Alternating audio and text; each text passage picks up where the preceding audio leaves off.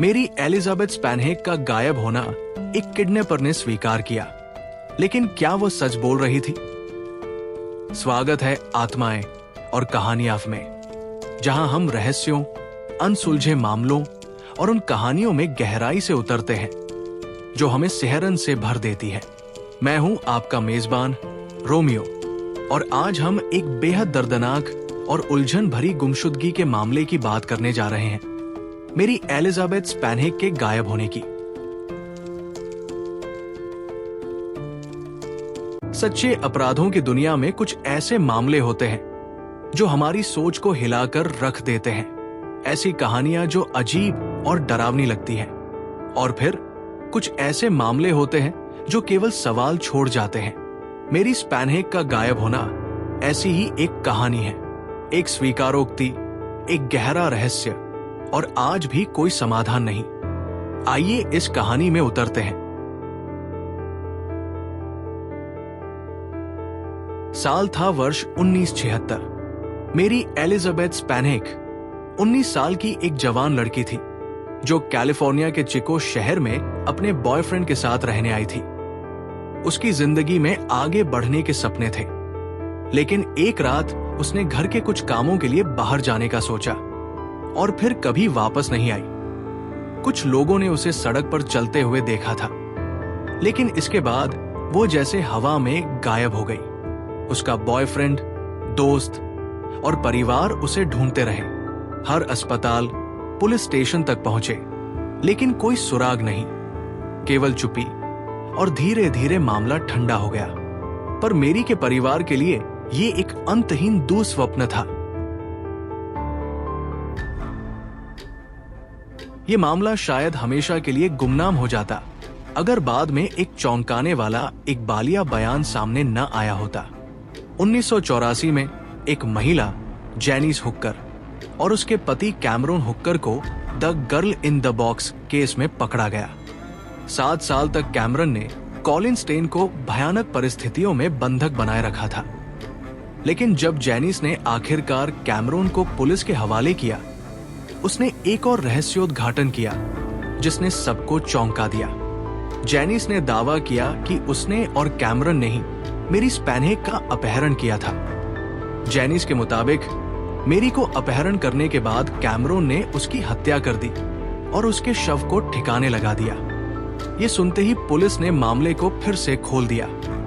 मेरी के परिवार को उम्मीद जगी कि शायद अब उन्हें जवाब मिल सके, पर ये उम्मीद भी उन्हें और सवालों में उलझा गई। देखिए, जैनिस का इकबालिया बयान डरावना तो था, लेकिन ये पुख्ता नहीं था। जांचकर्ताओं के लिए उसकी कहानी को साबित करना मुश्किल था। मेरी का शव कभी नहीं मिला, नहीं कोई सबूत कैमरून को मेरी के गायब होने से जोड़ता था, और जैनिस खुद भी अपने पति के द्वारा बुरी तरह से प्रताड़ित थी। क्या हो सकता है कि वो अपने बयान में भ्रमित थी, या उसने ये बयान अपनी ही गलती से बचने के लिए बनाया हो? जैनिस को अपने पति के खिलाफ गवाही देने के बदले अभियोजन से पूरी छूट दी गई थी, जिसका मतलब था कि वो कभी भी दोषी नहीं ठहराई जा सकती, भले ही उसकी कहानी झूठी साबित हो। इससे अपराध जगत में बहस छिड़ गई। क्या जैनिस सच बोल रही थी, या उसकी कहानी केवल उसकी अपनी गलती से बचने का जरिया थी? जांचकर्ताओं के लिए मेरी के शव या किसी ठोस सबूत को ढूंढना मुमकिन नहीं हो सका, और इस तरह ये मामला अब भी बिना किसी हल के रहस्यमय ही रह गया।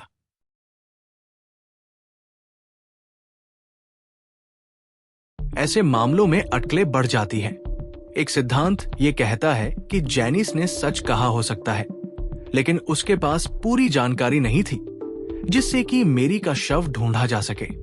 कुछ लोग मानते हैं कि शायद मेरी को किसी अन्य अपराधी ने शिकार बनाया हो।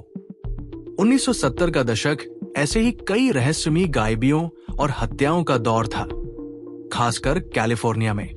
क्या ऐसा हो सकता है कि मेरी का अपहरण किसी और ने किया हो और जैनिस का इकबालिया बयान केवल एक मोड़ था? करीब आधी सदी तक मेरी एलिजाबेथ स्पैनहेग का मामला एक अनसुलझी पहेली बना रहा है, उसके परिवार को कभी भी संतोष नहीं मिल सका और आज तक उसकी गुमशुदगी एक गहरे रहस्य के रूप में खड़ी है। मेरी का मामला हमें न्याय, सच्चाई और उन सीमाओं के बारे में सोचने पर मजबूर कर देता है जिन्हें हम पूरी तरह से नहीं समझ सकते। जब एकमात्र गवाह एक कथित किडनैपर हो जिसके अपने काले अतीत की परतें खुद ही रहस्य से भरी है। आज भी मेरी का नाम उन अनसुलझे रहस्यों में दर्ज है जो भुलाए नहीं जाते। धन्यवाद आपका आज के एपिसोड में साथ देने के लिए।